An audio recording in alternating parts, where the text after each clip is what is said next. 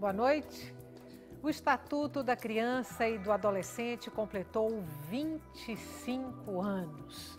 Referência internacional em legislação para essa faixa etária, o ECA chegou à idade nova em meio à polêmica sobre a redução da maioridade penal. Que direitos estão assegurados pelo Estatuto para crianças e jovens brasileiros? Que avanços efetivamente foram promovidos pelo ECA ao longo desses 25 anos? Quem fiscaliza ou responde pelo cumprimento do seu conjunto de leis? Perguntas para os entrevistados de hoje do Opinião Pernambuco.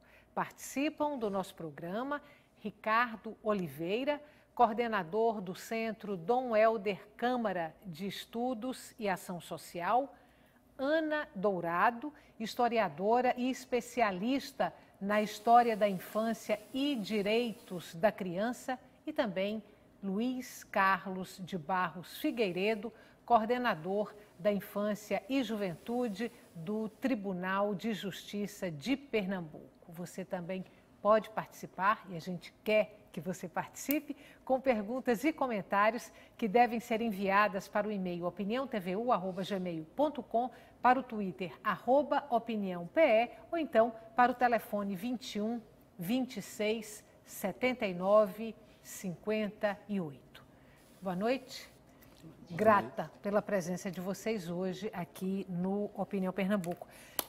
Primeira pergunta. Antes do Estatuto, que legislação se ocupava aí dos direitos e deveres de crianças e adolescentes? Como é que esse universo era regido à luz da lei?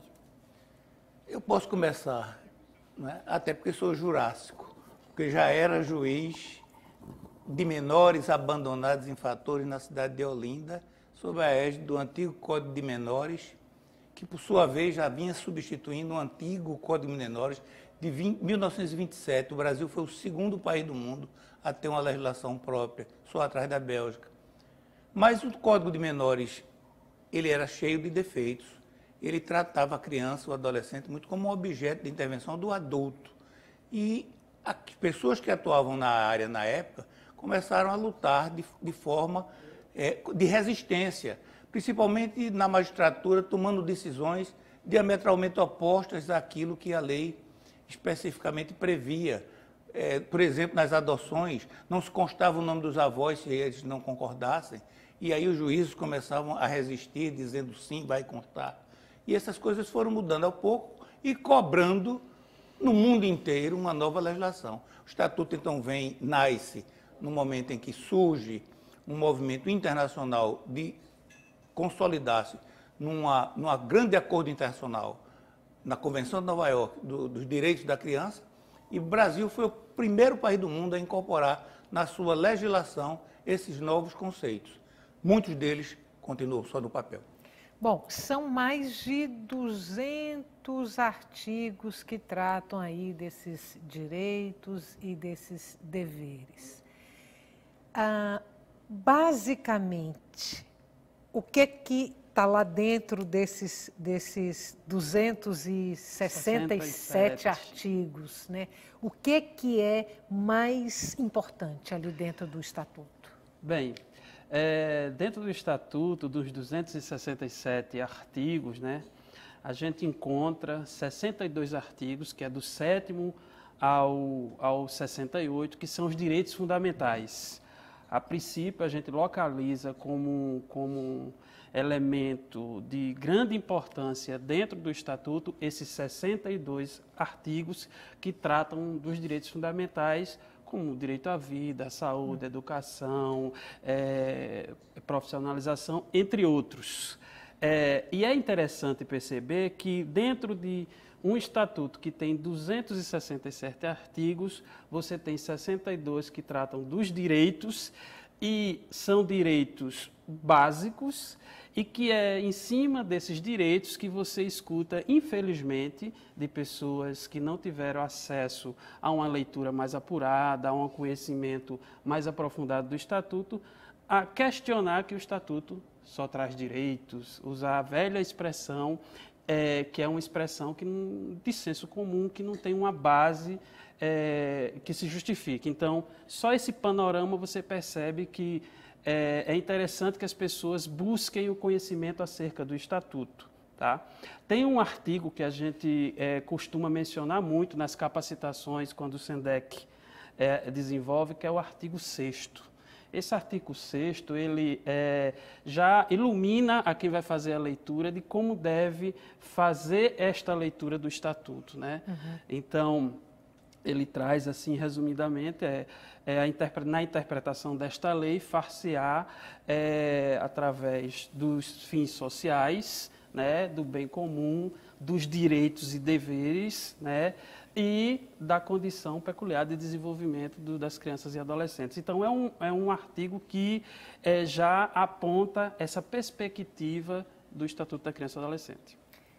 De um modo geral, o Estatuto é conhecido pela população?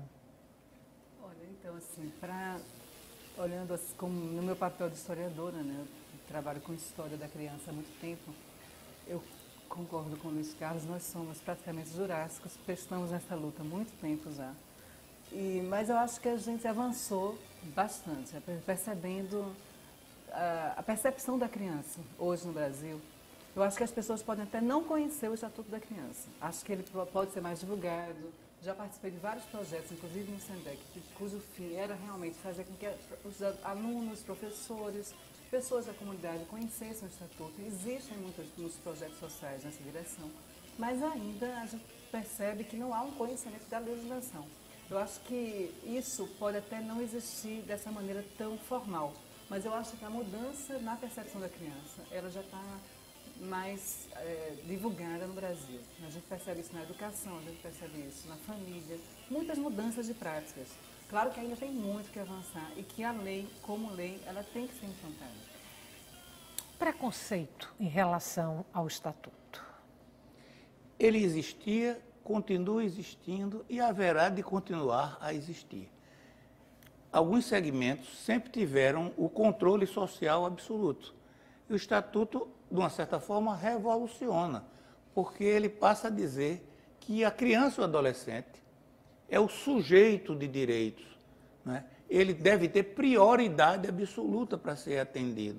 E a história do nosso país sempre foi exatamente ao contrário. Por que não existe um Estatuto da Criança e do Adolescente na Noruega, na Bélgica, na Holanda? Porque eles não precisam que tenha uma lei dizendo que aquela pessoa tem que ter um trato diferenciado e aperfeiçoado e prioritário. Mas aqui, o Estatuto rompeu um conceito antigo de quem atua na área do direito, dizendo que a lei acompanha o fato social. O Estatuto veio na frente do fato social. Talvez tenha sido a primeira legislação do Brasil nesse olhar. Coincidentemente, logo depois surgiu o Código de Defesa do Consumidor, que também teve um olhar bem na frente da realidade social. Então, as pessoas não se conformam muito em entender e aceitar que aquela criança tem o mesmo direito.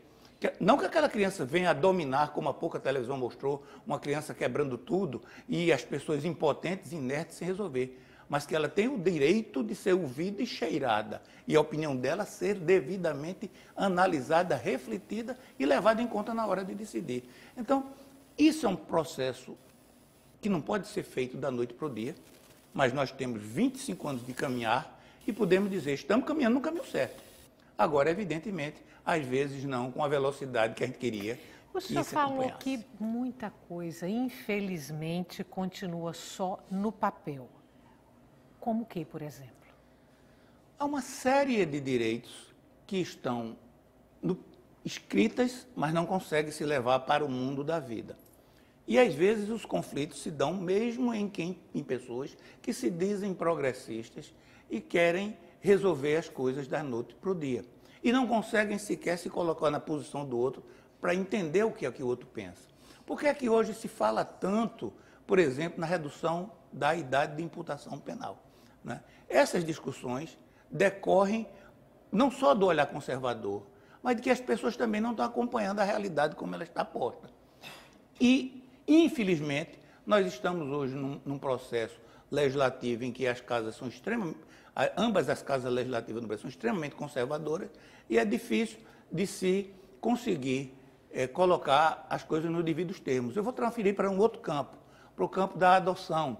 No campo da adoção, de repente, quer dizer, em 2001, eu já estava escrevendo um livro sobre adoção para homossexuais, né? E onde era um verdadeiro tabu alguém comentar ou tratar desse assunto. Mas, de repente, você muda para o 880 e diz é absolutamente a mesma circunstância, a mesma igualdade de direitos. Por construção puramente jurisprudencial, só os tribunais decidiram. Não é que eu seja contra, eu sou a favor, eu parti na frente. O que está em jogo é o modo de se fazer, porque no Estado Democrático de Direitos, a lei é quem diz o que é o direito. Todo mundo é igual perante a lei. E no Brasil não tem lei, chama-se interpretação pretoriana, são os tribunais que estão a decidir, sem que nós tenhamos respaldo legal qualquer. Em todos os países do mundo, num primeiro momento, isso ocorre através das interpretações dos tribunais, onde está sendo permitido. Mas logo depois passa-se a um trabalho de implantação pela via legislativa, que é o que iguala republicanamente todos os cidadãos. E aí nós não vamos discutir mais orientação sexual de quem quer que seja na hora de adotar. Mas no Brasil se vai, e aí está bonzinho, está dando certo para alguns, mas nós continuamos tendo uma legislação que não é compatível com a realidade. Então, é um processo ainda muito lento em algumas dessas coisas, para que não fique só no papel. Eu queria voltar para a questão da redução da maioridade penal, que a gente já tocou aqui nesse assunto, e que tem gerado muita polêmica, muita discussão. E aí, duas coisas. Até que ponto essa proposta de redução da maioridade penal bate de frente com o Estatuto da Criança e do Adolescente? Até que ponto ela é um retrocesso e o que efetivamente tem no Estatuto da Criança e do Adolescente em relação ao menor infrator, a criança ou adolescente que cometeu algum tipo de delito ou crime. Vamos começar por essa última pergunta. O que está lá no Estatuto da Criança e do Adolescente relacionado a essa criança e a esse adolescente infrator? Bem, no Estatuto está colocado toda uma normativa para os adolescentes que cometem ato infracional, né?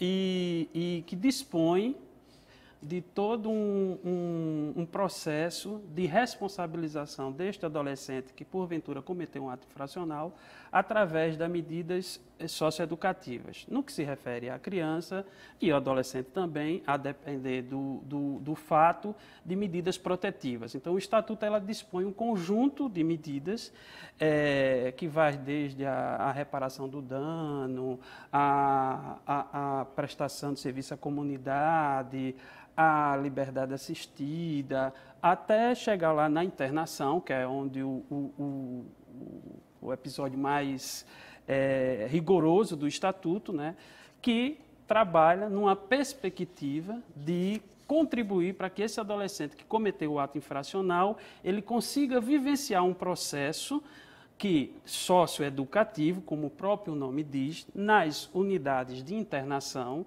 né, que devem, a rigor, seguir o que determina o SINASE, que é o Sistema Nacional de Atendimento Socioeducativo, para que, num tempo máximo de 3 anos, esse adolescente ele tenha uma condição de retornar à sociedade numa outra perspectiva de vida, tendo acesso a um processo educacional, tendo acesso a diversas atividades, inclusive perspectivas de profissionalização, numa linha de que ele saia desse espaço de internação, desse período de internação, com um sentido diferenciado da sua vida. Para isso, tem que ter um conjunto de questões. Uma primeira questão é você ter uma estrutura adequada, ou seja, ter unidades de internação que verdadeiramente desenvolvam o trabalho socioeducativo. Porque, infelizmente, na realidade de Brasil e na realidade de Pernambuco, chegando mais próximo daqui, a gente ainda não alcançou um patamar que se possa avaliar como um patamar minimamente adequado a essa situação. Deixa eu te interromper só um minuto. Eu preciso chamar um intervalo, mas só para fechar o bloco, tempo máximo de internação, 3 anos, segundo o Estatuto da Criança e do Adolescente. Sim, agora tem, a depender da situação, ele pode também, por exemplo, termina esse período de internação, ele pode ainda, o juiz, a considerar a situação, ele pode colocar outra medida, porque ele entendeu que nos 3 anos ainda não deu conta, e isso pode se prolongar um pouco, agora não mais de internação, mas em outras etapas do processo de medida socioeducativa. A gente faz um intervalo curto, volta daqui a pouco para continuar esse debate sobre os 25 anos do Estatuto da Criança e do Adolescente. Você pode participar do nosso programa com perguntas e comentários pelo Twitter, pelo e-mail ou então pelo telefone. A gente volta já.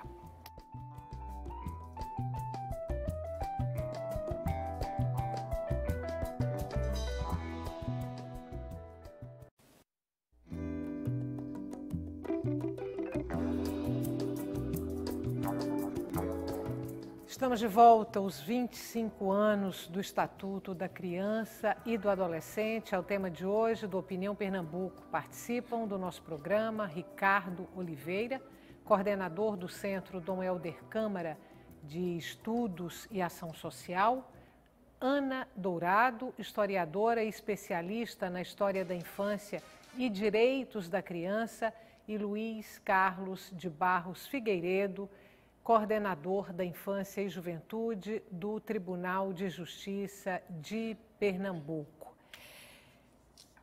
Vamos discutir um pouco o contexto brasileiro em relação a essa proposta de redução da maioridade penal.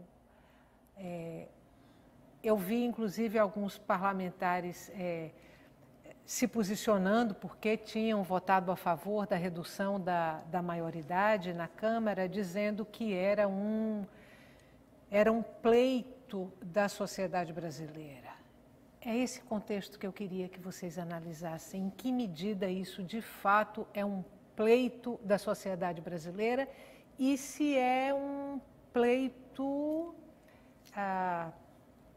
sem embasamento, sem consistência, sem referências, enfim. Pois é, exatamente. Eu acho que são questões muito polêmicas que ficam no superficial, que as pessoas adotam como grandes soluções imediatas e que, na verdade, isso, se a gente for ver, as famílias, nenhuma família brasileira vai querer que seu filho se envolva nesse tipo de criminalidade e que seja punido tão precocemente. Eu acho que, no fundo, se a gente pensar nas mães, nos pais, nos próprios adolescentes, nas comunidades populares que a gente tem, é uma outra perspectiva que a gente vai ver. E eu acho que é muito importante se referir a algo que a gente precisa, né, como formador de opinião, levar em consideração, que outros países estão começando a adotar medidas. E nós aqui em Pernambuco tivemos o privilégio de começar alguma coisa muito inicial, que é o que a gente chama de justiça restaurativa, de práticas que envolvem as comunidades, em mediações de conflitos. Essas práticas em outros países, como nos Estados Unidos, na Nova Zelândia, na Austrália, eles estão começando a fazer que a comunidade crie vínculos com os adolescentes. Então, se adolescentes começam a se envolver com algum tipo de criminalidade, existem formas de proteção que estão na própria comunidade, que evitam chegar a essa criminalidade já acirrada ao ponto dessa criança poder ser punida legalmente. E mesmo quando acontece um crime, existem formas, né, estabelecidas na justiça, no sistema judicial, de fazer pessoas participarem para se chegarem a medidas que são coletivamente pensadas e assumidas de forma responsável, tanto pelo adolescente como pela comunidade. Isso tem dado muito certo e diminuído o número de internações. O senhor falou que alguns países que adotaram a redução da maioridade penal estavam revendo essa posição. Como quais, por exemplo? Como eu chamo logo um grande país, que é a Alemanha. Eu resisto que vários estados dos Estados Unidos, porque lá realmente é uma federação, lá realmente tem idades diferenciadas, também estão adotando essas providências. Porque a razão que se coloca aí não pode ser puramente etária. É uma questão de maturidade. Não é bem que um adolescente de 14, de 12, ou de 15, ou 16, 17, ele não saiba que aquilo é errado. Ele sabe porque uma criancinha de 2 anos sabe. A questão que está em jogo é como ele se determina perante aquele fato. Ele é mais influenciável pelo meio, pelos colegas, pela tribo. Isso aconteceu conosco, comigo há muitos anos, é verdade. Quando eu era jovem, essa influência não muda nada, não tem televisão, não tem computador, não tem nada que altere esse grau de personalidade. Um adolescente de 16 anos, ele não se autodetermina plenamente, porque ele é mais influenciável, ele não tem maturidade suficiente. E alguns países estão chegando a essa conclusão. Não é que haja essa mágica de no dia que fez 18 anos, acabou o problema. Mas é uma idade média em que normalmente as pessoas conseguem se determinar melhor. Será um retrocesso, não vai levar a nada. Se fizerem isso, no outro dia vai querer baixar para 14, porque dizem que são alvos dos grupos de extermínio e dos grupos de tráfico de droga. Quando baixar para 14, vai para 12, depois para 10, depois vai para o útero materno, porque não vai resolver o problema. A solução tem que ser exatamente o oposto. Nós precisamos fazer com que as medidas socioeducativas em meio aberto funcionem, como durante muitos anos aqui em Recife, nós éramos modelo no mundo inteiro. Porque nós tínhamos... Recife ou Pernambuco? Basicamente o Recife, onde nós tínhamos índices de reincidência na ordem só de 4,5%. Isso é padrão europeu do norte da Europa. E nós, infelizmente, andamos para trás, apesar de termos tido outras conquistas. É preciso que a gente pondere. O governo de Pernambuco foi o primeiro, talvez ainda seja o único estado que repassa dinheiro aos municípios, porque a política é municipalizada, para que eles realizem a liberdade assistida e a prestação de serviço à comunidade. O que é que tem acontecido por anos seguidos? Devolvem dinheiro, devolvem e não aplicam. Quando todo mundo está vendo que esses atos praticados por adolescentes têm aumentado. Você tem hoje em Pernambuco, em Recife precisamente, algo em torno de 1.000 adolescentes aos quais os juízes aplicaram medida de liberdade assistida. Desses, só cerca de 250, 300 estão efetivamente engajados em programas. Ou seja, 700 têm um pedaço de papel dizendo e não tem nada. Ele se acha o dono do mundo, o rei da cocada preta, não acontece nada com ele. A população começa a botar na cabeça aquela história, é de menor, e para ele não dá nada. E aí, de forma oblíqua, começa a justificar a chamada vingança privada. Voltamos aos tempos da lei de Talião, olho por olho e dele por dentro. Porque se ele praticou infração e se o Estado é incapaz de sancioná-lo, a população busca retribuir. Então, é preciso romper com esse circuito, mostrar que os programas em meio aberto são suficientes, porque a maior parte dos adolescentes, a esmagadora maioria, não vai voltar a delinquir. Se alguém vai olhar o número do que ocorre com os adultos que delinquiram, a beira 70% a reincidência. Então, é preciso você investir mais numa atividade, primeiro, preventiva. Segundo, se a prevenção não for o suficiente e haja a prática do delito, como normalmente ninguém começa praticando um delito muito grave, começa um delito menor e vai agravando, é que se corte isso no começo, que se dê chance de recuperar esse adolescente, que dê chance de recolocá-lo na escola, que se dê chance de profissionalizá-lo, e eu tenho certeza que quando esse caminho é buscado, os índices baixarão a níveis e a padrões comuns, mesmo nos grandes países do mundo. Agora, vamos voltar para as situações de crimes que são considerados mais graves, e aí o adolescente é encaminhado para essas unidades de recolhimento. Quais são as condições reais de funcionamento dessas unidades e a capacidade delas de, sim, trazer esse adolescente infrator para o convívio social longe da delinquência? Veja, primeiro, as condições desses espaços, hoje, infelizmente, a nível de Brasil, eles são precários, extremamente precários. Você tem exceções, unidades que significam exceções no conjunto do Estado brasileiro que apresentam uma perspectiva diferenciada. A exemplo de Pernambuco, você pode citar, mencionar Jaboatão, mas já apresenta algumas dificuldades, mas ainda está no rol das unidades que têm vamos dizer assim, um funcionamento... considerada a melhor do país. Considerada a melhor do país e nós adequada. temos a melhor e a pior. E que há pouco tempo teve um probleminha lá, mas ainda se estabelece como tal.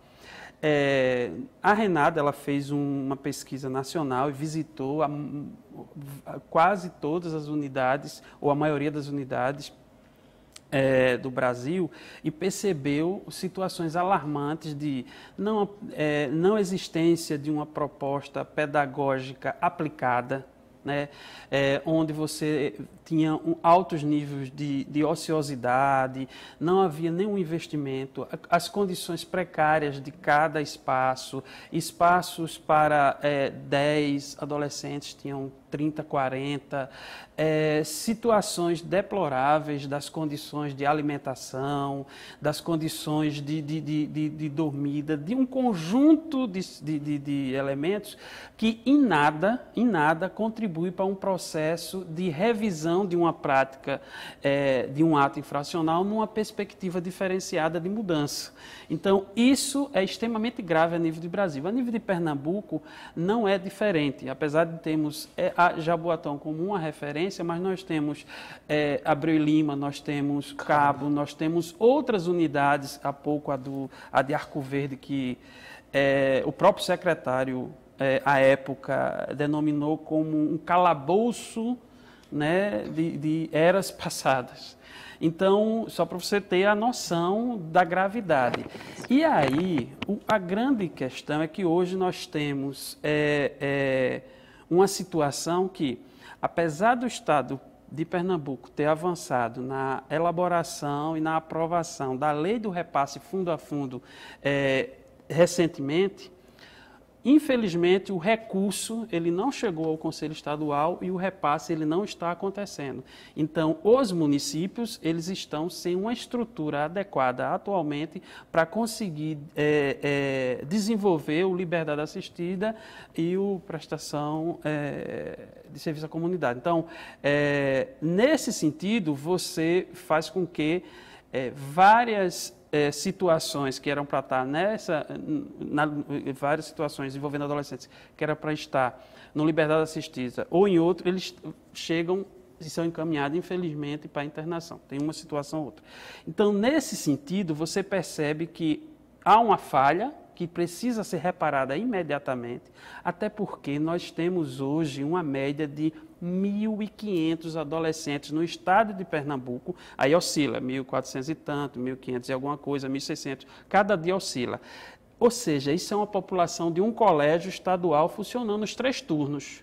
Como é que no estado de Pernambuco você tem uma população de adolescentes e você não consegue garantir uma qualidade de funcionamento nas unidades? Para você ter a ideia da gravidade da situação aqui no estado e em outros estados, mas prioritariamente aqui, o índice de mortalidade de assassinatos dentro dessas unidades. Até agosto desse ano, nós tivemos 5 adolescentes assassinados dentro de unidades. De janeiro a agosto. De janeiro a agosto, 5. Então, veja, a gente teve em 2012 4, em 2013 2, em 2014 2. Pernambuco está no rol dos estados brasileiros que mais se assassina adolescente em regime de internação nesses últimos anos. Agora, esses assassinatos, esses crimes são cometidos entre eles?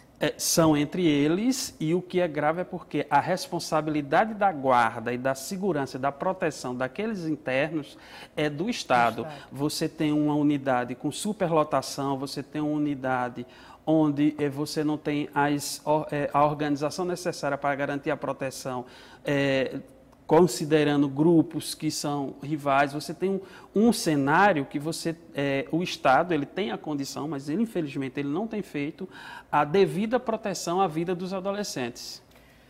Ana, e aí quem fiscaliza o cumprimento do que reza ali o Estatuto da Criança e do Adolescente?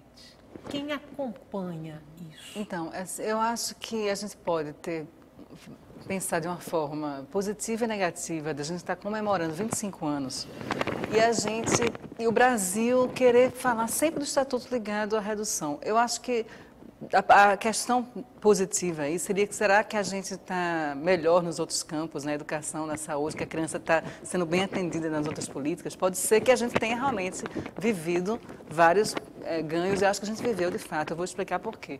Mas também existe esse lado negativo de reforçar essa questão sempre que a gente vai falar do Estatuto, falar dessa polêmica social sobre redução, porque esse não é o foco. É como o Luiz Carlos falou, se a gente começasse a se preocupar melhor com as políticas e com a lógica que está no Estatuto, que é a lógica de integração das políticas públicas, e realmente aí fiscalizar se os recursos estão chegando aos municípios, se estão sendo bem gastos na educação, na saúde, que a gente sabe que em muitos municípios não está, mas já hoje o Brasil, a gente pode ver que existe algo que acompanhou um movimento positivo de maior proteção às famílias, de envolvimento dessas famílias na responsabilização com a criança. A questão da Bolsa Família, a questão da gente ver uma certa proteção para essa criança não trabalhar. Né? Então, acho que assim, a gente não pode dizer que a gente está no século XIX, porque o século XIX era isso, a gente vivia desesperado, tentando encontrar formas, né, no século XX inteiro, de encontrar formas de proteger essa criança.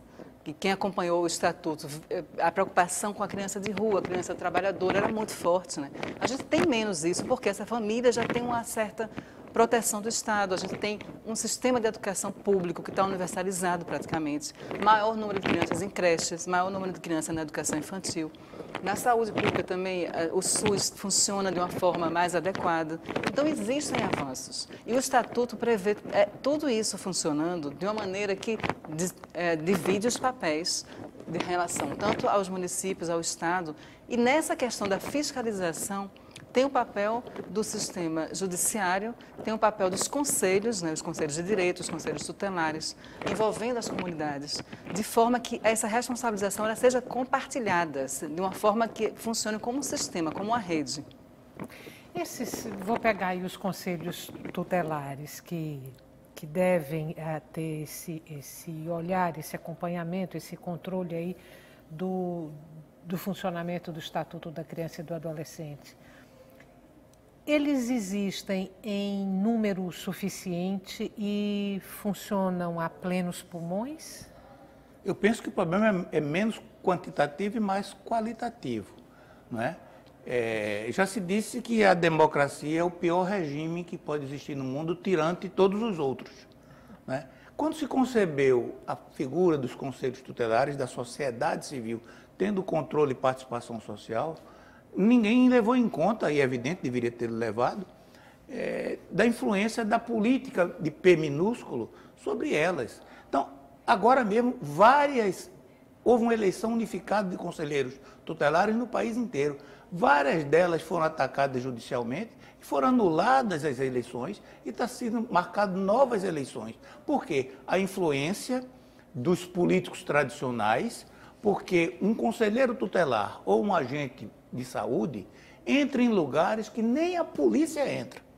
Porque mesmo os chefes de gangue, os bandidos periculosos, entendem que eles estão ali para proteger uma criança e permitem que entrem. Então, essa pessoa é uma pessoa extremamente influente, porque circula em todo canto e, como tal, pode ser um cabo eleitoral muito forte. Na primeira eleição de conselheiros tutelares em Recife, eu era juiz da infância nessa época, em 94, penso eu, 93, eleitos 30 conselheiros em Recife, 19 eram ligados ao mesmo deputado federal. E aí essa influência é terrível. Eu vou interromper mais uma vez para fazer um outro intervalo curto novamente e a gente volta daqui a pouco para debater os 25 anos do Estatuto da Criança e do Adolescente. Ainda dá tempo de você participar. Envie perguntas ou comentários para o e-mail opiniãotvu@gmail.com, para o Twitter @opiniãope ou então para o telefone 21 26 79 58. Até já.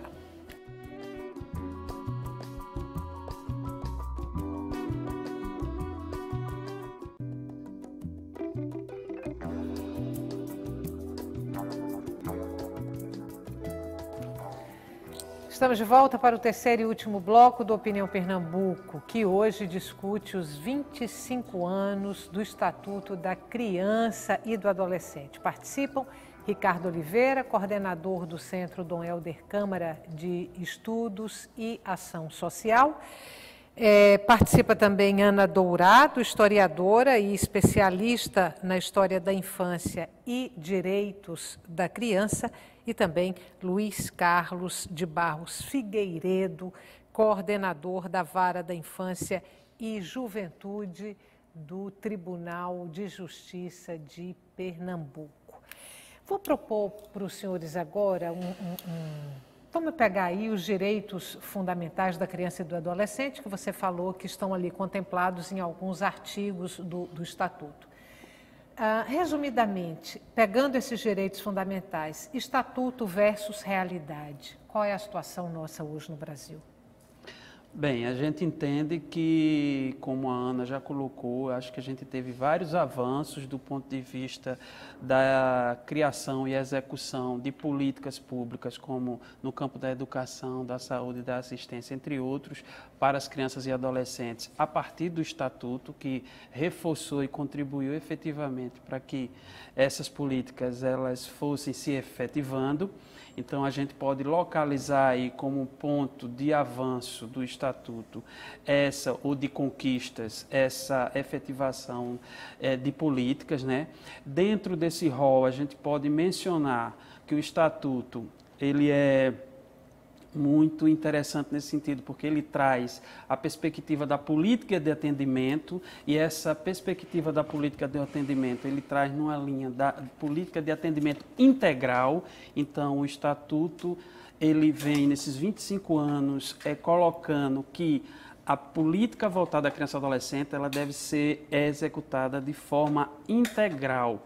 Aí nos desperta, nesse sentido, a necessidade, e aí eu posso colocar, talvez não como um avanço, mas como um desafio posto nesses 25 anos e para o futuro, que é a questão da prática da intersetorialidade, porque, infelizmente, é um exercício ainda pouco vivenciado, e aí você muitas vezes vê as políticas funcionando de forma setorizada, olhando a criança ou adolescente de forma compartimentada e não resolvendo determinadas situações, porque, como bem diz o Estatuto, numa perspectiva avançada de entendimento e de leitura do ser humano, criança e adolescente, de que devemos desenvolver toda a política de atendimento de forma integral, olhando para a criança e para o adolescente como um todo. E, para isso, as políticas elas precisam estar integradas para ter uma intervenção mais eficiente e que garanta a efetividade dessas políticas, resolvendo